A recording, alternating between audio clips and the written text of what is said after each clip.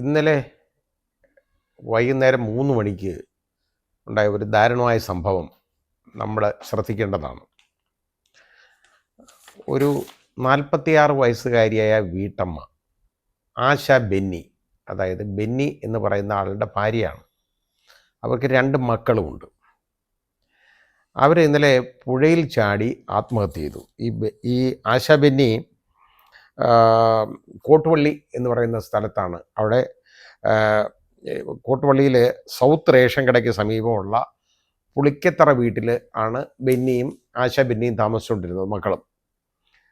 അപ്പോൾ ഇന്നലെ പുഴയിൽ ചാടി 3 മണിക്ക് പുഴയിൽ ചാടി ഈ ആശ ബെന്നി ആത്മഹത്യ ചെയ്തു. അതിനു മുമ്പ് ഈ മാസം തന്നെ 11-ാം തീയതി ഈ ആശ ബെന്നി കയ്യിലെ ഞരമ്പ് മുറിച്ച് ആത്മഹത്യക്ക് ശ്രമിച്ചിരുന്നു. ഇതിൻ്റെ കാരണം അന്വേഷിക്കുമ്പോഴാണ് നമുക്ക് വളരെ ഗുരുതരമായ കാര്യങ്ങൾ ബോധ്യപ്പെടുന്നത്. ഇന്ന് നാട്ടിൽ നിലവിലിരിക്കുന്ന ഒരു സമ്പ്രദായമാണ്. ആളുകൾ പണം കയ്യിലില്ലാതെ വരുമ്പോൾ ഈ കുള്ളപ്പലിശയ്ക്ക് പണം കൊടുക്കുന്ന കുറേ ആളുകളുണ്ട്. വട്ടിപ്പലിശക്കാരെന്ന് നമ്മൾ പറയും. നാട്ടിൻപുറത്തൊക്കെ വട്ടിപ്പലിശ എന്ന് അതിന് പറയുന്നത്. അങ്ങനെയുള്ള ആളുകളുണ്ട്. അവർ വാങ്ങിക്കുന്ന പലിശ എന്ന് പറയുന്നത് നമുക്ക് ആലോചിക്കാൻ പോലും പറ്റാത്ത റേറ്റിൽ ഉള്ള പലിശയാണ് അവർ വാങ്ങുന്നത്. അങ്ങനെ ഈ ആശ ബെന്നിയും ഇതേപോലെ പണം കടമെടുക്കേണ്ടതായിട്ടൊന്നും ഒരു ചെറിയ കട നടത്തുന്നുണ്ട്. അവിടെ ആശ ബെന്നി നടത്തിക്കൊണ്ടിരുന്നു. അപ്പോൾ എങ്ങനെയോ കടമുണ്ടായിട്ട് കുറച്ച് പണം അടുത്തുള്ള ഒരു റിട്ടയർഡ് പോലീസ് ഉദ്യോഗസ്ഥനും അയാളുടെ ഭാര്യയും അവർ ചെയ്യുന്ന പണി എന്ന് പറഞ്ഞാൽ ഇതുപോലെ പലിശയ്ക്ക് പണം കൊടുക്കുന്ന ഇടപാടാണ് അവർക്ക്. ഇങ്ങനെ ഈ വട്ടിപ്പലിശ വാങ്ങിച്ച് തിന്നുന്നവരാരും നന്നാവുമെന്ന് നമുക്ക് കരുതണ്ട. കാരണം അതുപോലെ അത്രയും കണ്ണുനീരാണ് ഈ വാങ്ങിച്ച് കഴിക്കുന്നത് പലപ്പോഴും. അപ്പോൾ 1 ലക്ഷം രൂപ ഇവരുടെ കയ്യിൽ നിന്ന് കടം വാങ്ങി ആശ ബെന്നി. 1 ലക്ഷം രൂപയ്ക്ക് ഉള്ള പലിശയാണ് വളരെ രസകരമായ കാര്യം. കൂടുതലൊന്നുമില്ല, മാസം 10,000 രൂപ പലിശ. അപ്പോൾ മാസം 10,000 രൂപ വെച്ച് നോക്കുമ്പോൾ ഒരു വർഷം എത്ര രൂപ വരും? 1,20,000 രൂപ വരും. 1 ലക്ഷം രൂപയ്ക്ക് ഒരു വർഷം 1,20,000 രൂപ പലിശ എന്ന് പറഞ്ഞാൽ 120% പലിശ. ഇത് കേട്ട് കേൾവിയുള്ള കാര്യമാണോ? അപ്പോൾ ഈ പലിശ കൊടുക്കാൻ നിവൃത്തിയില്ല. അങ്ങനെ ഇത് നേരത്തെ വാങ്ങിച്ചു പോയതാണ്. ഇവർ ഏതാണ്ട് 4 ലക്ഷം രൂപ എങ്ങാണ്ട് ഇതുപോലെ വാങ്ങിച്ചിരുന്നു. ഇതിനെല്ലാം പലിശ കൊടുക്കണം. ഇതുപോലെ കൊടുക്കാൻ മാർഗമില്ല. അപ്പോൾ പലിശ കൊടുക്കാൻ വേണ്ടി വീണ്ടും ബ്ലേഡ് പലിശയ്ക്ക് വേറെ ആളുകളുടെ കയ്യിൽ നിന്ന് പണം കൊടുക്കും. അങ്ങനെയാണ് ഇവരെല്ലാം ഈ മുങ്ങിപ്പോകുന്നത് കേട്ടോ. അത് സാധാരണ ഓരോരുത്തർ വാങ്ങിക്കും. എനിക്കറിയാവുന്ന, അതായത് എന്നോടൊപ്പം ജോലി ചെയ്തിരുന്ന ഒരാൾ, അയാൾ ഒരു വീട് വെക്കാനായിട്ട് വലിയ ആഗ്രഹം, ഒരു 3.5 സെൻറ്റ് സ്ഥലം വാങ്ങിച്ചു. അതിന് ഏതാണ്ട് 16 ലക്ഷം രൂപ വില കൊടുത്ത് വാങ്ങിച്ചതാണ്. വാങ്ങിച്ചു കഴിഞ്ഞപ്പോൾ അത് വാങ്ങിക്കാൻ നേരത്തെ അതിന് പൈസ ഇല്ല. അവസാനം പോയി KSF-ൽ നിന്ന് ഇതിന് ലോൺ എടുത്തു. വസ്തുവൊക്കെ കാണിച്ചുകൊണ്ട് ലോണൊക്കെ എടുത്ത് ഏതായാലും വസ്തു വാങ്ങിച്ചു. അപ്പോൾ ഇതിന് പലിശ അടയ്ക്കാൻ കാശില്ല, മാസത്തവണയും. അതിന് വേറെ വട്ടിപ്പലിശയ്ക്ക് കാശെടുത്തു. എന്തിനു പറയുന്നു? 2 വർഷം കഴിഞ്ഞപ്പോൾ ഈ വസ്തു അങ്ങ് പോയി. വേറെ കുഴപ്പമൊന്നുമില്ല, കടം മിച്ചം, ഉള്ള വസ്തുവും പോയി എന്ന് പറഞ്ഞ പോലെയാണ് ഈ പലിശയ്ക്ക് പണം എടുത്തിട്ട് ഈ പലിശ അടയ്ക്കാൻ നിവൃത്തിയില്ലാതെ വരുമ്പോൾ ഈ പലിശക്കാർ കൊടുക്കുന്നവരുണ്ടല്ലോ, അവർക്കിത് കൊടുത്താൽ വാങ്ങിക്കാൻ അറിയാം.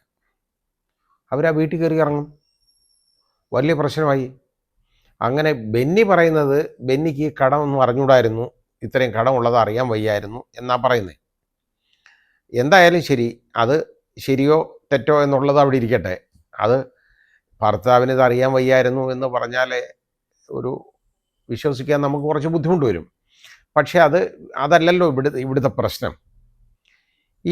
ഇതേപോലെ ആളുകളെ ആത്മഹത്യയിലേക്ക് തള്ളിവിടുന്ന ഇത്, അതായത് ഇതേപോലെ മാനസിക സമ്മർദ്ദം കൊണ്ട് ഈ സ്ത്രീയെ അവിടെ ചെന്ന് ശല്യം ചെയ്തു. പണം തന്നില്ലെങ്കിൽ ഭീഷണിയാണ്, ശരിപ്പെടുത്തി കളയും.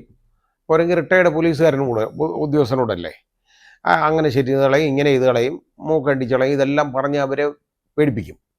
ഇവർക്ക് പണം ഈ കൊടുക്കുന്നവർ ഇങ്ങനെ ചെയ്യുന്നവർ, അവരുടെ രീതി അതാണ്. അവർക്ക് ഈ പണം അങ്ങനെ അറിയാം.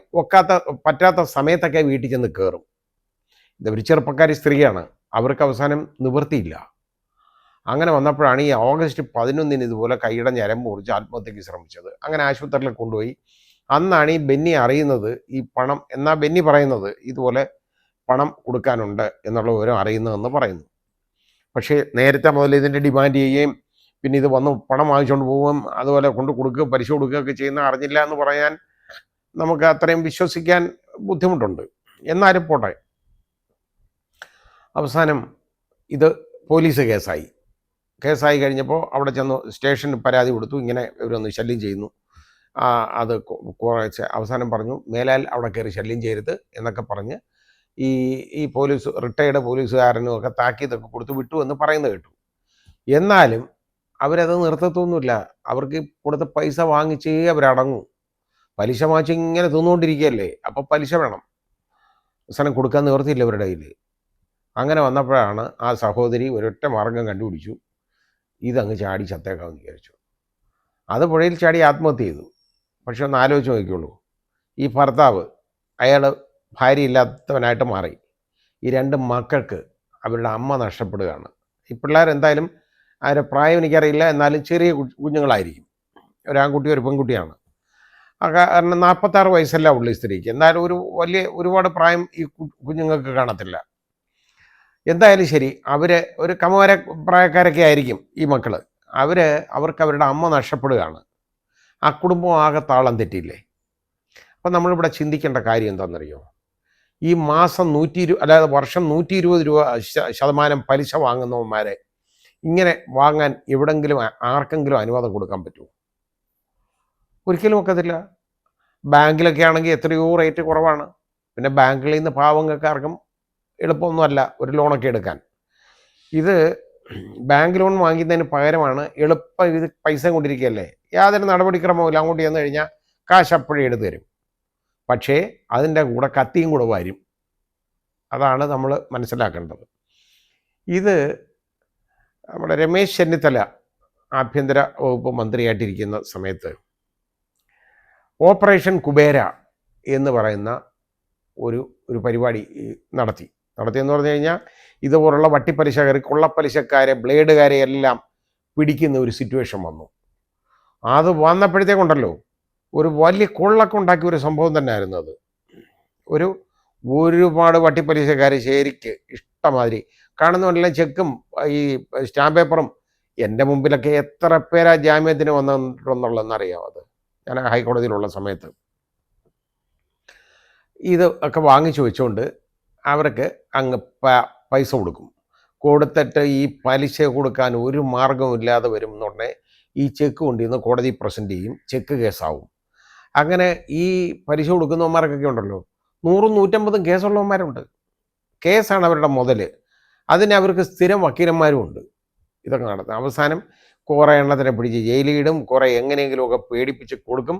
പിന്നെ ഇത് മാത്രമല്ല, ഈ കോടതിയിലെ കേസ് 138 കേസ് മാത്രമല്ല ഇതിൻ്റെ ഭീഷണി എന്ന് പറഞ്ഞാൽ തല്ലും കൊല്ലും, നിന്നെ അങ്ങനെ ചെയ്യും ഇങ്ങനെ ചെയ്യും എന്നൊക്കെയുള്ള ഭീഷണിയും കൂടെ ഉണ്ട്.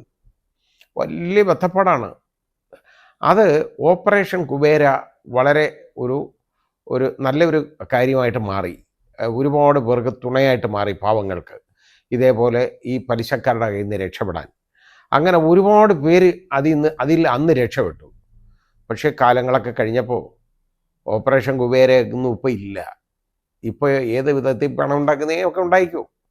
ഇതാണ് ഈ ഇടതുപക്ഷ ഗവൺമെൻറ് വന്നതിന് ശേഷം ഞാൻ ഇതിന് കുറ്റം പറയല്ല, അവരെ ഈ കാര്യത്തിൽ ശ്രദ്ധിച്ചില്ല അവർ. അതാണ് കാരണം. ഇതുപോലെ പാവങ്ങളിങ്ങനെ ഈ പലിശയ്ക്ക് പണം എടുക്കുന്ന ആളുകളുണ്ട്, അവർ എടുത്തിട്ടുള്ളവരുണ്ട്. അവർ രക്ഷപ്പെടണം. അവർക്ക് ഇതേപോലെ തോന്നിവാസമായിട്ട് പലിശ വാങ്ങാനുള്ള ഒരവസരം ഉണ്ടാക്കി കൊടുക്കരുത്. ഇത് വാങ്ങി വെച്ചിട്ട് ഈ പലിശയ്ക്ക് പണവും കൊടുത്തതിന് ശേഷം ഈ ആളുകളെ, ഈ പാവങ്ങളെ ഭീഷണിപ്പെടുത്തുകയാണ്. അവരെ ഒരുപാട് സമ്മർദ്ദത്തിലാക്കും. ഒരുപാട് പേര് ആത്മഹത്യ ചെയ്യുന്നുണ്ട്. അങ്ങനെ ഉള്ള ഇപ്പോൾ അവസാനത്തെ നമ്മൾ കണ്ട ഒരു ആത്മഹത്യയാണ് ആശാ ബെന്നി. ഇനി ഈ നാട്ടിലെ ആശാ ബെന്നിമാരുണ്ടാകരുത്. കാരണം ഗവൺമെൻറ്റിൻ്റെ സത്വര ശ്രദ്ധ ഇതിനകത്ത് വേണം. ഈ ഓപ്പറേഷൻ കുബേര നിങ്ങൾ വേറെ പേരിട്ടോളൂ, എന്ത് പേരിട്ടാലും മതി. അതേപോലുള്ള ഒരു ഓപ്പറേഷൻ പുനരാരംഭിക്കണം. ഈ പലിശക്കാരന്മാരെ മുഴുവൻ പിടിക്കണം. കാരണം ഇതുപോലെ വട്ടിപ്പലിശയ്ക്ക് കൊടുത്ത് ആളുകളെ തകർക്കുന്ന, ആളുകളെ നട്ടലൊടിക്കുന്ന, നമ്മുടെ നാട്ടിൻ്റെ സമ്പദ് വ്യവസ്ഥയെ തന്നെ തകർക്കുന്ന ഈ വൃത്തികെട്ടവന്മാരെ ഉണ്ടല്ലോ, ഇവരെ നിലയ്ക്ക് നിർത്തണം. ഈ പലിശക്കാരെ ഈ രീതി വിടാൻ അനുവദിക്കരുത്. അവൻ എത്ര വലുതായാലും. വലുതാവുന്നത് എങ്ങനെയാണ്? പലിശ വാങ്ങിച്ച് കൂട്ടിയാണ് വലുതാവുന്നത്. അൾട്ടിമേറ്റ്ലി ഇത് ചിന്തിക്കേണ്ട, ഇതൊക്കെ എവിടെ കൊണ്ടുപോകും? എത്ര നാളാണ് ഈ ലോകത്ത് ജീവിക്കുന്ന കാലത്ത് ജീവിക്കാൻ മാത്രമുള്ള പണം പോരെ? ഈ പലിശ വാങ്ങിച്ച് ഈ പാവങ്ങളെ ഇതുപോലെ കാർന്ന് തിന്നുന്ന ആളുകളുണ്ടല്ലോ, ഇവർ യഥാർത്ഥത്തിൽ സമൂഹത്തിലൊരു ക്യാൻസറാണ്. ഈ ക്യാൻസറിനെ അകറ്റിയേ മതിയാവൂ. അത് ഗവൺമെൻറ് സത്വരമായിട്ടുള്ള ശ്രദ്ധ ഇതിൽ കാണിക്കണം. അതുപോലെ നമ്മുടെ ആളുകൾ, നിങ്ങൾ ഒരു കാരണവശാലും ഇതുപോലെ പോയി ഇങ്ങനെ ആളുകളെ ഇന്ന് പണം കടം വാങ്ങരുതെന്ന് പറഞ്ഞാൽ നിങ്ങൾക്ക് നിവൃത്തിയില്ലെങ്കിൽ അത് നമ്മൾ ഈ രീതിയിലോട്ട് പോയി വട്ടിപ്പലിശയ്ക്ക് പണം എടുത്തൊന്നും ചെയ്യരുത്. ചെയ്യാൻ പോയാൽ അതൊരു മാർഗമല്ല, അത് നിങ്ങൾ നാശത്തിലേക്ക് പോവുകയാണ്. കടം ഇങ്ങനെ കുതിച്ച് കയറിക്കൊണ്ടിരിക്കും വീണ്ടും വീണ്ടും. കാരണം ഈ പണം കൊടുക്കാൻ ഒക്കത്തില്ല. ഇപ്പോൾ ഒരാൾ ഒരിക്കൽ പണ്ടൊരു ഫ്രിഡ്ജ് വാങ്ങിക്കാനായിട്ട് അറിയപ്പെടുന്ന ഒരു കമ്പനിയാണ് കേട്ടോ, ഈ പണം കടം കൊടുക്കുന്ന കമ്പനി. അതിൽ നിന്ന് ഒരു ഫ്രിഡ്ജ് വാങ്ങിച്ചു. മാസം എത്ര 650-700 രൂപ അതിന് അടയ്ക്കണം, 650 രൂപ അടയ്ക്കണം.